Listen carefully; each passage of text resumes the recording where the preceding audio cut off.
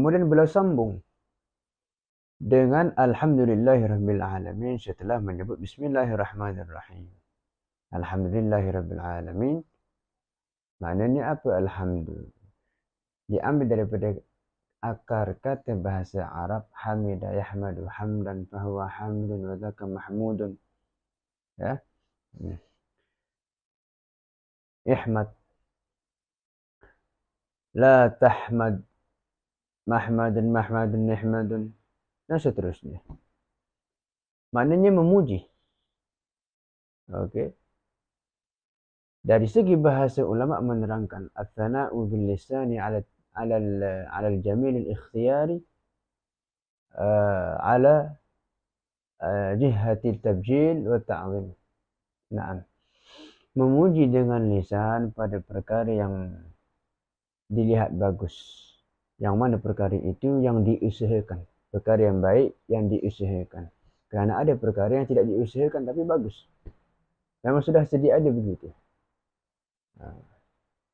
Sebab itu nanti kita akan bahaskan. Di dalam bahasa Arab, puji itu ada beberapa perkataan dan atau kalimat. Kemudian dari segi istilah, alhamdu itu adalah fi'lun yunbi'u an ta'zimil mun'imi min haitsu kaunuhu mun'iman 'alal hamid aw ghairihi, yaitu perbuatan yang menjelaskan, yang memberi yang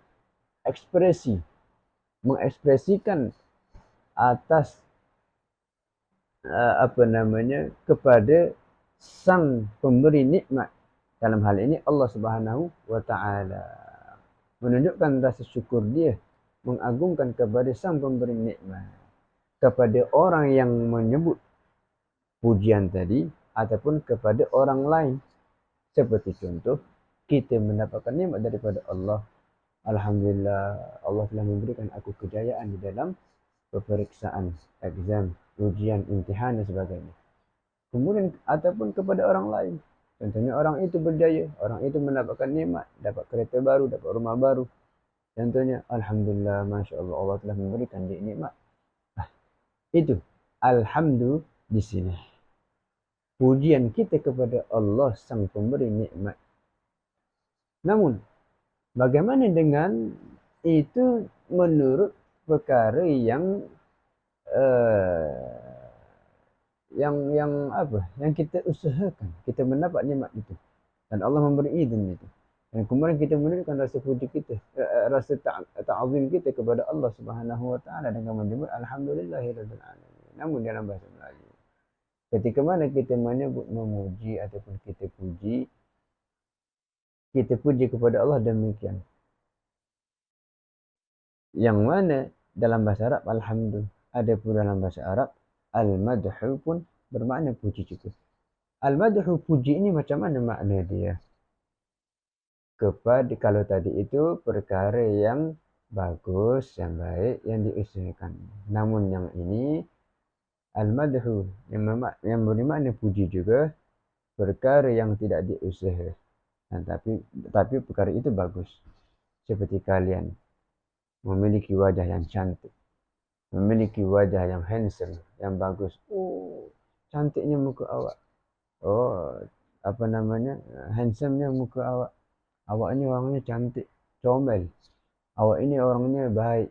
Awak ini orangnya memiliki ketampanan wajah yang tidak ada orang lain miliki. Ini puji. Tapi puji di sini dalam bahasa Arab kita menggunakan kalimat madah. Madaha yamdahu. Ana amdahuka. Aku memuji engkau. Dan puji ini bukan memuji kerana keagungan yang engkau ada, tapi kelebihan seperti wajah yang cantik yang tidak boleh kita usahakan wajah itu, kerana muka anda yang memang begitu Allah beri. Muka saya yang memang begini Allah bagi. Jadi hal yang tidak boleh diikhtiarkan. Macam mana kita nak? Tidak boleh. Naam. Ada satu syair yang saya teringat ketika menceritakan tentang wajah yang tampan, iaitu syair yang selalu dibaca di dalam qasidah-qasidah. Kawan-kawan kita mungkin ada yang baca, sahabat kita mungkin, anda sendiri, kalian antum semua pernah membaca, iaitu di mana Rasulullah sallallahu alaihi wasallam yang dianugerahkan oleh Allah Subhanahu wa taala wajah yang begitu tampan, mengalahkan wajah orang yang pernah ada di muka bumi ini. Bahkan Sayyidina Yusuf alaihissalam pun belum mampu untuk menandingi ketampanan, keindahan wajah baginda Rasulullah SAW tanpa kita menafikan Sayyidina Yusuf alaihissalam, keindahan dan ketampanan yang beliau miliki. Naam. Sehingga kan disebut dalam syair itu apa? Tidak ada wanita yang pernah melahirkan sosok lelaki seperti Muhammad Rasulullah SAW. Seakan-akan beliau meminta bagaimana beliau ingin diciptakan oleh Allah Subhanahu wa Ta'ala. Diceritakan dalam Syama'il, contohnya dalam ilmu Syama'il, ilmu menceritakan tentang kepribadian Rasulullah, yaitu sekiranya disebut sebagai contoh saja, sebagai contoh untuk kita faham. Kalau kita punya bulu mata ini 100 helai, sebelah ini belum tentu 100 helai. Mungkin kurang, mungkin lebih. Tapi baginda Nabi Muhammad SAW ingin diceritakan tentang kesempurnaan ciptaan Rasulullah SAW. Kalau sebelah ini 100, sini pun 100. Kalau sebelah ini dia punya hidung dia mungkin berapa cm, dan sini pun sama dengan sebelahnya. Menunjukkan kesempurnaan yang ada pada diri Rasulullah SAW yang Allah berikan kepada beliau. Sebab itu beliau ahsanu khalqan wa khuluqa. Beliau merupakan orang sosok yang bagus ciptaan dia ini, rambutnya, mukanya, matanya, tingginya, badannya, semuanya ciptaan beliau, bentuk tubuh badan beliau. Wa khuluqa, dan kepribadian yang beliau miliki, akhlak maksudnya. Naam. Selesai. Itu makna alhamdulillah. Naam. Kenapa demikian? Kerana ada hadis Rasulullah SAW. Sama seperti basmalah, bismillah. Tadi ada hadis Rasulullah juga. Ya. Sekarang ada hadis juga di dalam menyebut alhamdulillah, yaitu alhamdulillahirabbil alamin. Apa kata Rasulullah SAW? Beliau muallif, yaitu Imam Ahmad bin Zain Al-Habsyi, beramal dengan hadis Rasulullah ini. Karena itu beliau menulis buku Bismillahirrahmanirrahim, Alhamdulillahirabbil alamin. Apa itu hadisnya? Kullu amrin dzibalin la yubda'u fihi bihamdillah fahuwa aqta. Okey. Setiap perkara yang dianggap penting oleh syariat dan dianggap bagus oleh syariat, dan perkara itu tidak dimulakan dengan alhamdulillahirabbil alamin, maka terputus barakah dia. Maksud terputus ini sedikit barakah yang didapatkan. Seperti menulis buku ilmu untuk memberikan pemahaman kepada orang yang membaca buku kita, tulisan kita, contohnya ilmu yang kita pelajari. Kita tidak memulakan dengan alhamdulillah, maka hal itu akan mengurangkan berkah daripada apa yang kita tulis. Nah, hukum alhamdulillah di sini ada wajib yang pertama, seperti mana khutbah Jumaat, ya kan? Khutbah Jumaat, antara rukun khutbahnya adalah wajib untuk kita menyebut alhamdulillah. Sekiranya kita meninggalkan, maka wajib untuk kita ulang. Adapun orang itu telah melakukan solatnya sah-sah saja, cuma Jumatnya tidak dianggap oleh syariat. Macam mana? Maaf, perlu diulang balik khutbahnya, kemudian salat balik salat Jumaatnya. Wajib. Alhamdulillah, hukumnya wajib. Contohnya itu tadi. Yang kedua, al-haram, al-hurmah. Haram kita mengucap alhamdulillah setelah melakukan maksiat. Setelah minum khamr tadi kan? Minum khamr. Alhamdulillah. Ini haram. Subhanallah. Seakan-akan mengejek Tuhan, mengejek agama, sama saja seperti mengejek Allah Subhanahu wa Ta'ala. Hati-hati. Ini sangat mengerikan. Ketika mana kita melakukan sesuatu tanpa kita sedari bahawa kita telah melakukan perkara yang boleh mengeluarkan kita daripada Islam. Kerana perkara yang boleh mengeluarkan kita daripada Islam ataupun menjerumuskan kita ke dalam kekufuran ada 3 hal, yaitu dari segi aqwal ucapannya, af'al perbuatannya, kemudian al-i'tiqad keyakinan kita. Nah, hati-hati. Ataupun orang itu dia berzina, subhanallah wal iyadu billah, minta jauh daripada Allah Subhanahu wa taala. Yang mana mengucap alhamdulillah, alhamdulillah aku benar, la ilaha illallah sabiar.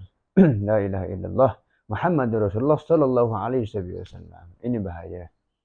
Nah, ini haram, bukan sekadar haram, malah dia boleh menjatuhkan dirinya ke dalam betul-betul tempat yang sangat hina di sisi Allah Subhanahu wa taala. Lebih parah lagi, dia akan menyebabkan dirinya terjerumus ke dalam kekufuran. Wal iyadu billah, kita minta jauh. Nah, la ilaha illallah Muhammadur Rasulullah. Kemudian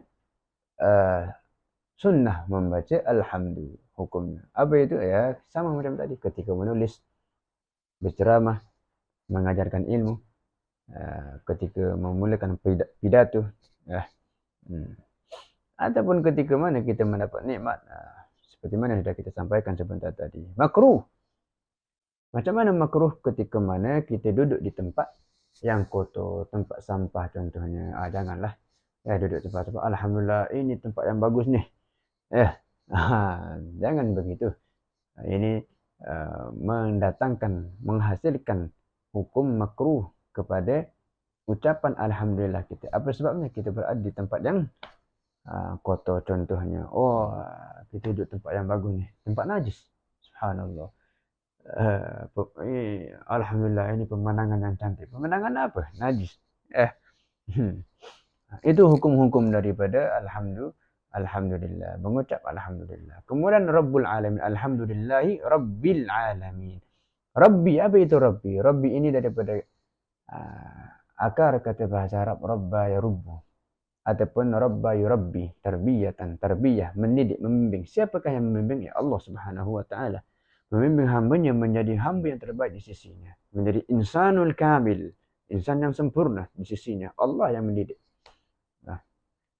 Seperti mana Rasulullah SAW, Allah langsung yang mendidik Rasulullah, menjaga Rasulullah SAW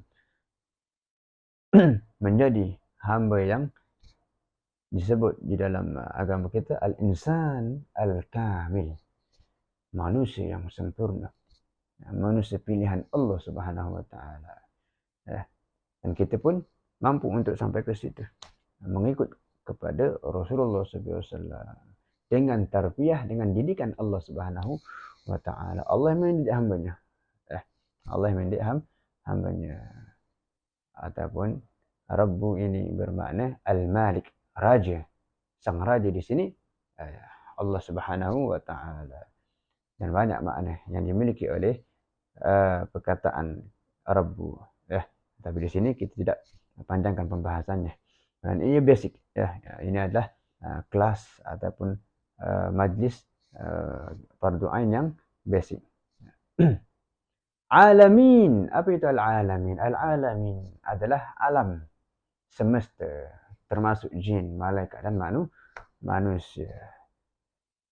Kaedah yang mudah, kullu ma siwallah, semua yang selain Allah itulah alam, makhluk. Allah khaliq. Ya, selain khaliq, makhluk. Siapa itu? Ya, selain Allah. Mudah kaedah itu untuk kita kemudian dia mengatakan hamdan yuafi ni'amahu wa yukafi mazidah, pujian yang memenuhi dan melengkapi dengan nikmatnya.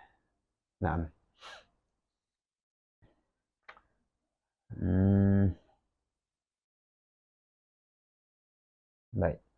Wa sallallahu ala sayyidina Muhammadin wa ala alihi wa sahbihi wasallam. Setelah menyebut basmalah, setelah menyebut alhamdulillah, kemudian as-salatu ala nabi.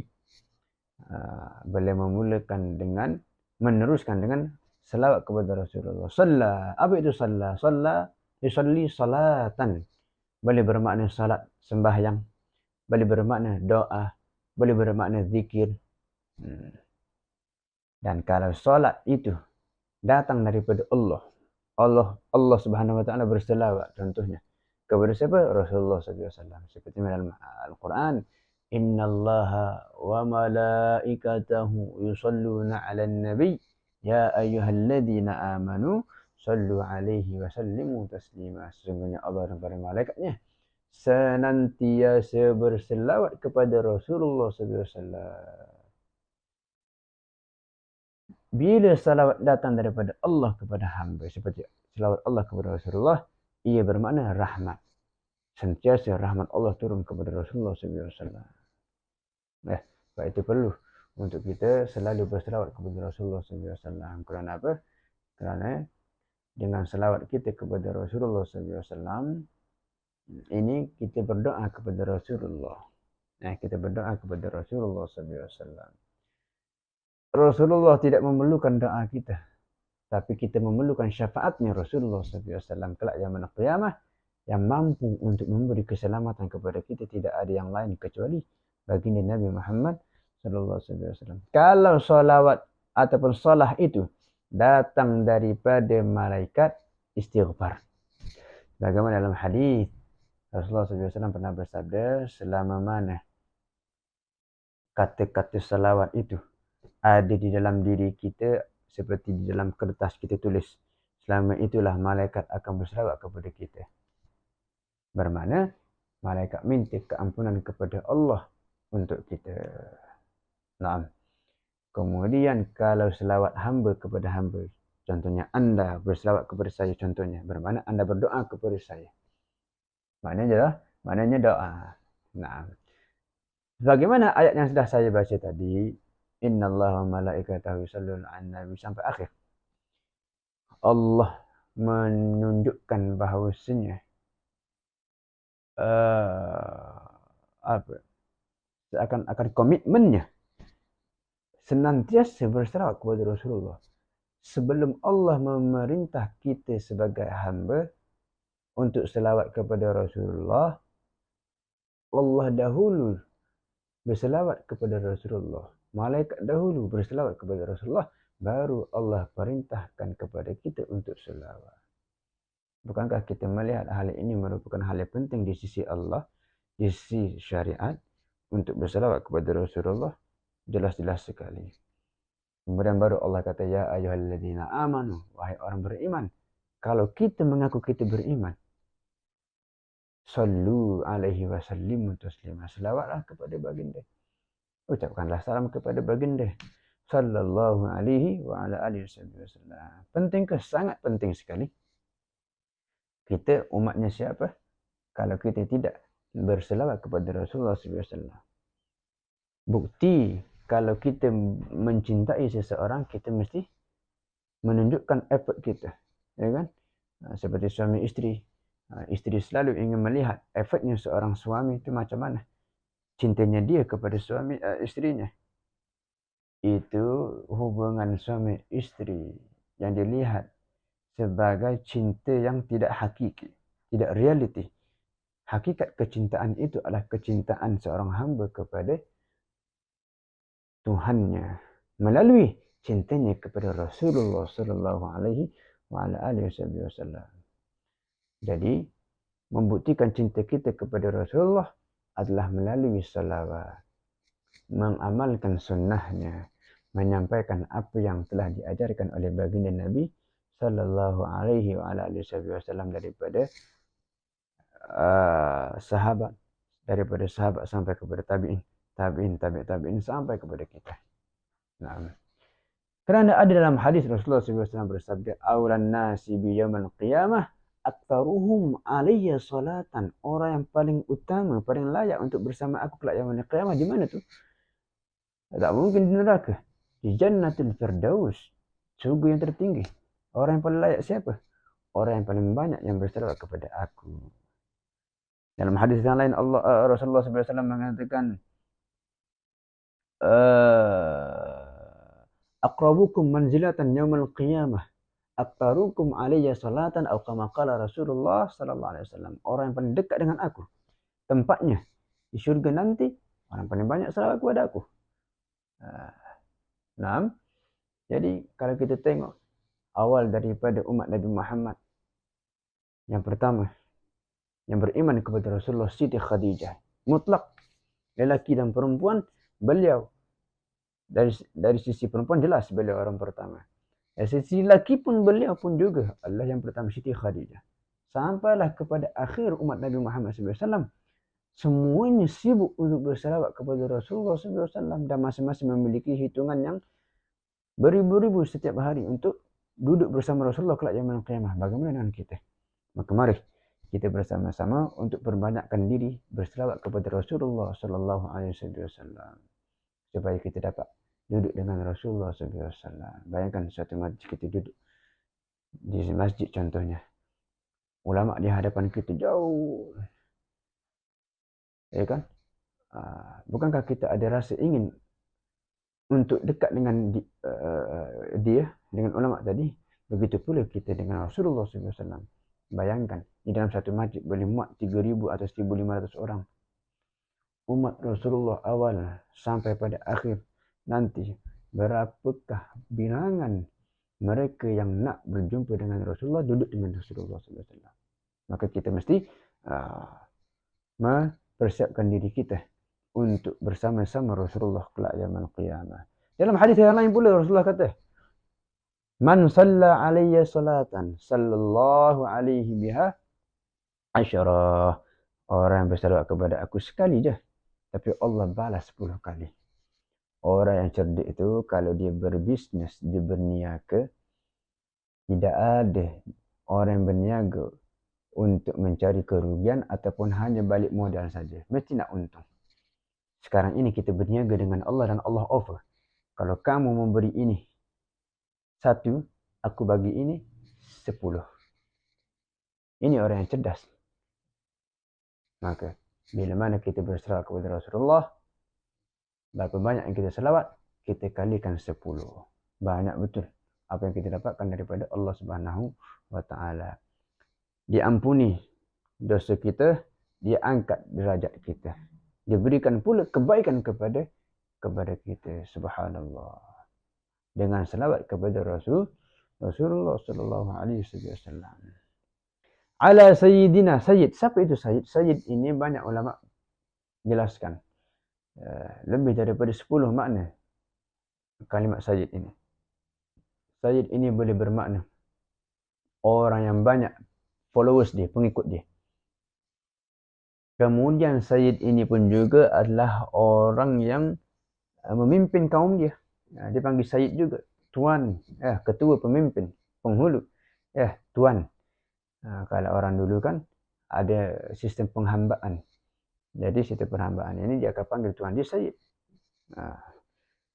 Kemudian ada juga sayyid, maknanya bila mana orang itu ada masalah, dia pergi dekat seseorang.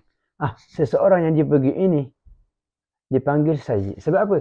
Orang ini adalah tempat untuk berlindung ketika mana orang yang lari kepada dia memiliki kesusahan, penderitaan ataupun dalam situasi yang berat di dalam kehidupan dia. Jadi dia adalah tempat berlindung.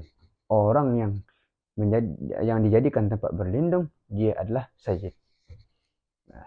Kemudian ada juga makna orang al-halim, iaitu memiliki sabar yang tinggi, tingkat tinggi.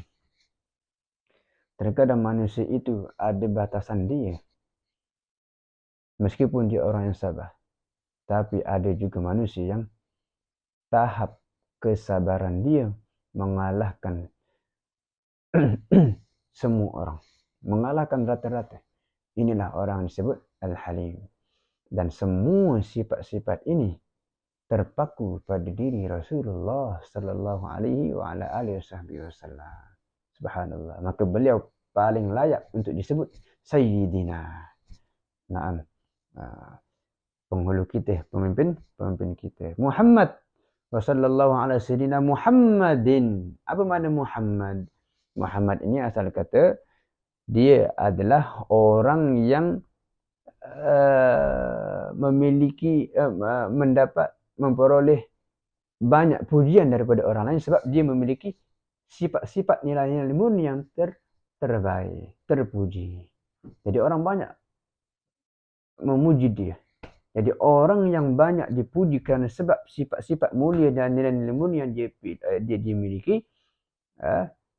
dia dipanggil Muhammad.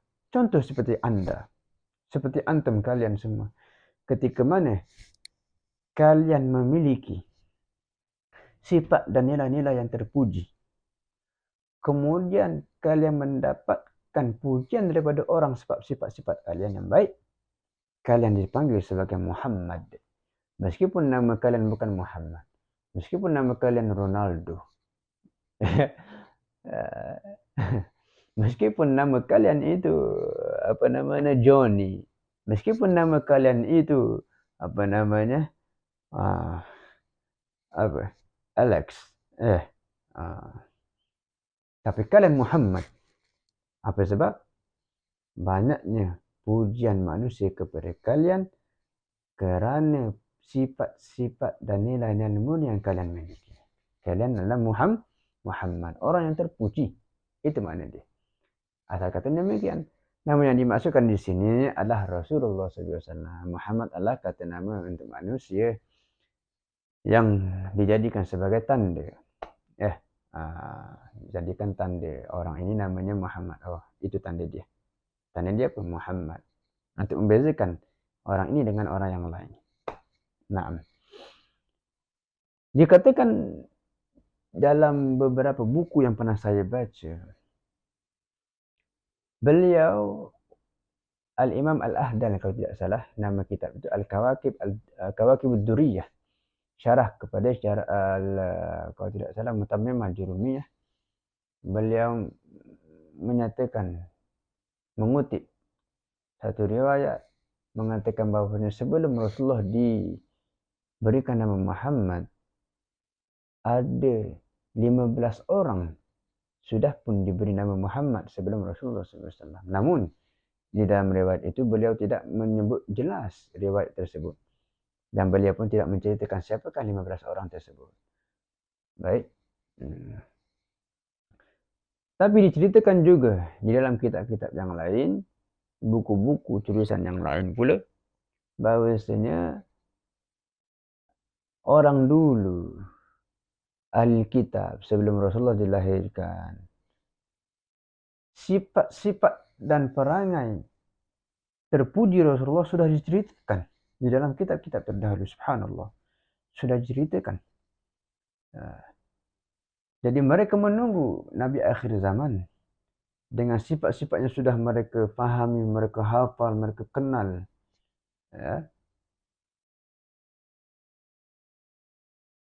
Lebih-lebih lagi Yahudi. Sebab itu mereka pindah ke Madinah, kerana mereka tahu bahawa Nabi akhir zaman akan datang ke Madinah. Jadi pada ketika itulah ketika mana mereka mendapati bahawasanya ini apa namanya Nabi akhir zaman sudah nak keluar dah ni, akan diutus ni. Ketika itu mereka memberi nama kepada anak-anak kaum mereka dengan nama Muhammad. Yang mungkin boleh jadi daripada riwayat ini juga. Boleh jadi. Dari itu mereka memberi nama dengan nama Muhammad. Sebab itu dalam Al-Quran kalau tidak salah dalam juz yang kedua, mereka mengenal Rasulullah seperti mereka mengenal anak-anak mereka. Guru-guru kita selalu memberikan contoh seperti kalau kita ada anak twins, kembar contohnya. Kemudian bila mana kita mengatakan kembar seiras, satu dengan yang lain ini sama. Hujung rambut sampai hujung kaki sama. Tidak ada yang membezakan dia. Tapi boleh kita kenal anak yang kembar A dengan yang B itu dengan tanda yang dia miliki. Siapa yang kenal? Ya, ibunya. Orang tuanya yang kenal. Si A dan si B ini. Kalau orang lain tengok sama. Tapi kalau ibu dia, ayah dia tengok, dia boleh kenal siapa yang A, siapa yang B. Meskipun sebiji sama. Sebab apa? Mereka tahu. Ada tanda, ternyata ada tanda alak sikit kat sini. Si A. Jadi dia itu adalah si A. Si B tidak ada tanda alak kat situ. Nah, demikian kenalnya orang Yahudi kepada sifat-sifat Rasulullah SAW Nabi akhir zaman. Luar biasa. Jadi mereka meletakkan nama Muhammad, berharap bahwasanya antara mereka itu ada diutus daripada Allah Subhanahu wa taala sebagai nabi akhir zaman. Ya. Dalam hikmah lain pula, kita tidak boleh kalah bagaimana orang Yahudi dulu menghafal semua sifat Rasulullah, kenal betul Rasulullah SAW seperti mereka mengenal anak-anak mereka. Kita yang mengaku cinta kepada Rasulullah, mesti kita mengenal siapa baginda Nabi Muhammad SAW, matanya bagaimana, hidungnya, cara beliau duduk, cara beliau berdiri, cara beliau berbicara, cara beliau mandi, cara beliau makan dan minum. Ini semua adalah bukti cinta kita kepada Rasulullah SAW. Wa ala alihi wa sallallahu ala sayyidina Muhammadin wa ala alihi. Siapa itu alihi? Ke atas keluarganya. Keluarga siapa ini? Keluarga Rasulullah sallallahu alaihi wasallam. Siapa keluarga Rasulullah? Keluarga Rasulullah SAW adalah mereka yang beriman daripada Bani Hashim dan Bani Muttalib. Kalau kita cerita dari sisi zakat, mereka Bani Hashim dan Bani Muttalib tidak boleh menerima zakat. Keluarga Nabi dari Bani Hashim, keluarga Nabi yang Bani Muttalib, yang sekarang ini kalau ada yang Bani Hashim dan Bani Muttalib, mereka tidak boleh menerima zakat. Adapun dari sisi doa, mereka yang beriman kepada Rasulullah, yang bertakwa kepada Rasulullah SAW, mudah-mudahan kita bahagian daripada keluarga Rasulullah yang disebutkan ini. Wasahbihi, dan sahabat Nabi. Siapa itu sahabat Nabi? Sahabat Nabi Muhammad SAW adalah yang bertemu dengan Nabi pada waktu Nabi masih hidup. Nabi melihat dia dan dia pernah melihat Rasulullah. Ataupun dia tidak pernah melihat Rasulullah, terus saja melihat beliau. Sahabat seperti dalam keadaan masih bayi, contohnya. Ya, walaupun dalam keadaan bayi, sahabat ada anak, Rasulullah pernah melihat bayi itu, pun dia anggap sebagai sahabat, beriman kepada Rasulullah syaratnya. Kemudian meninggal dalam keadaan beriman kepada Rasulullah SAW. Kerana ada sahabat yang beriman kepada Rasulullah, tapi meninggal dalam keadaan kufur. Ya. Jadi itu definisi sahabat. Bertemu dengan Rasulullah. Pada hayat Rasulullah masih ada, beriman kepada Rasulullah, dan meninggal wafat dalam keadaan beriman kepada Rasul sallallahu alaihi wasallam. Wasallama wa sallallahu alaihi Muhammad wa alaihi wasallama, dan salam sejahtera kepada Rasulullah SAW. Kemudian beliau menukilkan hadis. Siapa ini? Penulis buku ini yang kita baca. Apa katanya? Dia mengambil hadis Rasulullah SAW tentang wajibnya mempelajari ilmu. Apa itu? Talabul ilmi fardhatun ala kulli muslimin. Mencari ilmu merupakan fardu dan wajib di sini bagi semua orang Islam. Dan apa yang wajib? Yaitu ilmu agama. Ilmu agama yang macam mana? Apakah semuanya mesti kita kuasai? Tak. Fardu ain.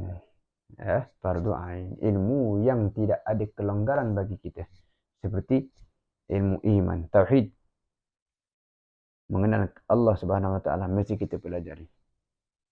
Mesti kita kena belajar tentang kenabian, kerasulan, itu semua kita mesti kena belajar. Kemudian bagaimana kita nak salat? Nak salat mesti bersuci dulu. Nak bersuci dengan apa? Dengan air. Air macam mana? Itu semua wajib untuk kita belajar. Begitu pula orang yang berniaga wajib belajar ilmu agama tentang berniaga. Orang yang menjadi doktor wajib dia belajar ilmu tentang doktor. Tidak semua orang yang sama.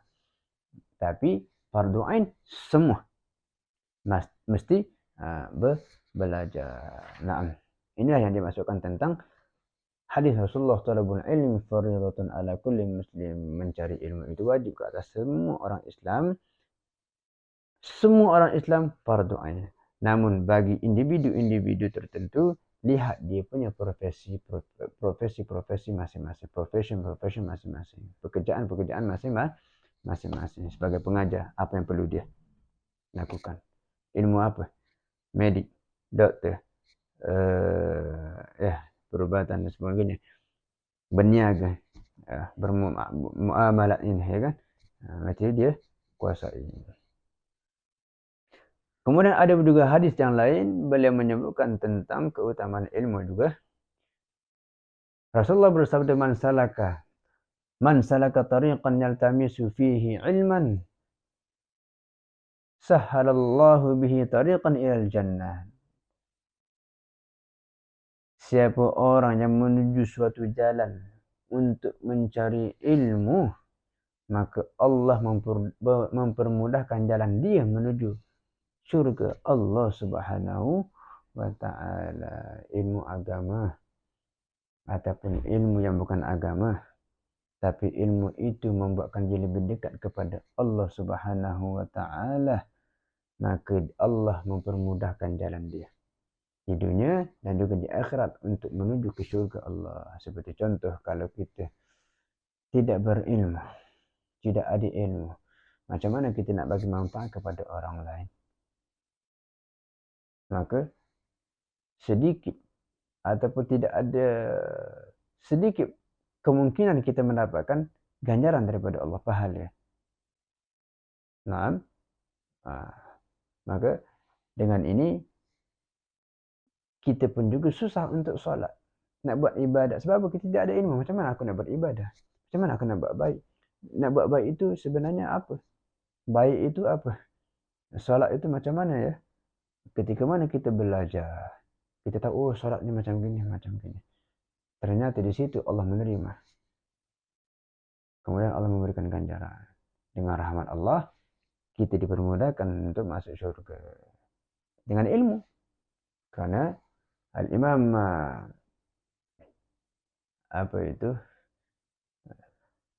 Al-Imam Ahmad Ibn Ruslan mengatakan,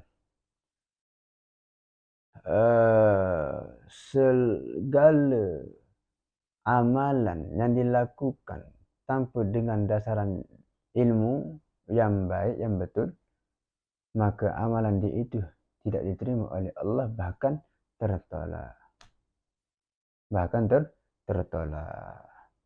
Maka saja umur kita 60-70 tahun, ternyata amalan kita tidak ada yang diterima oleh Allah. Sebab apa?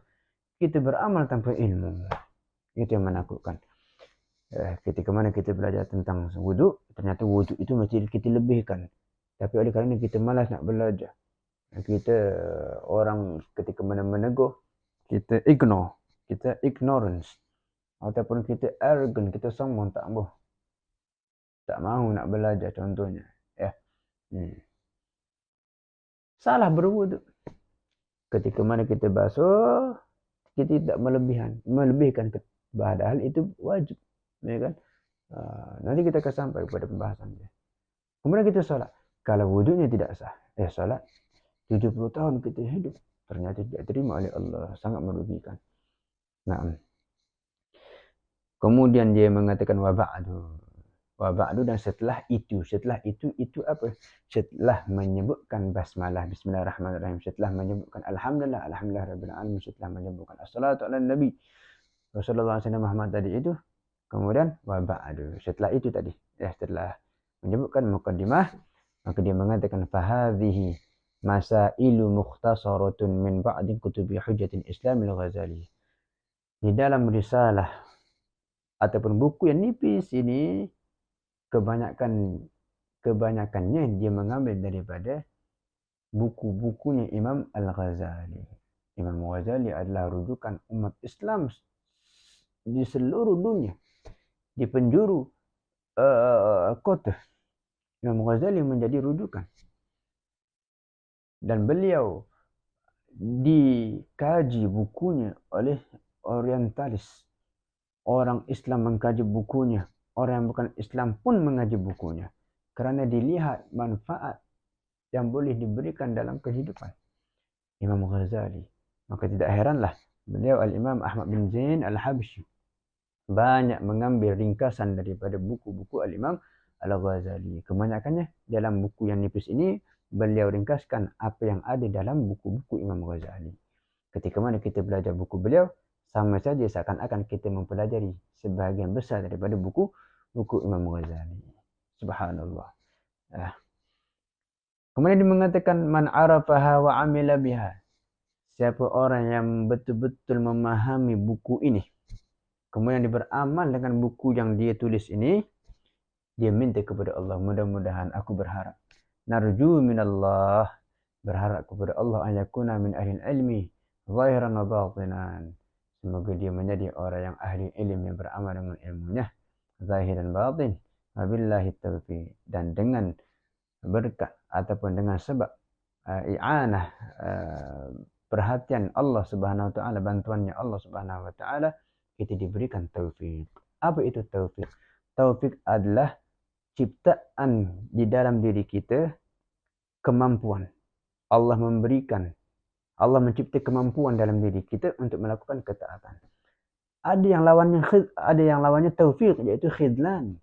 Taufik boleh melakukan taat. Allah mencipta kemampuan dalam diri kita untuk melakukan ketaatan.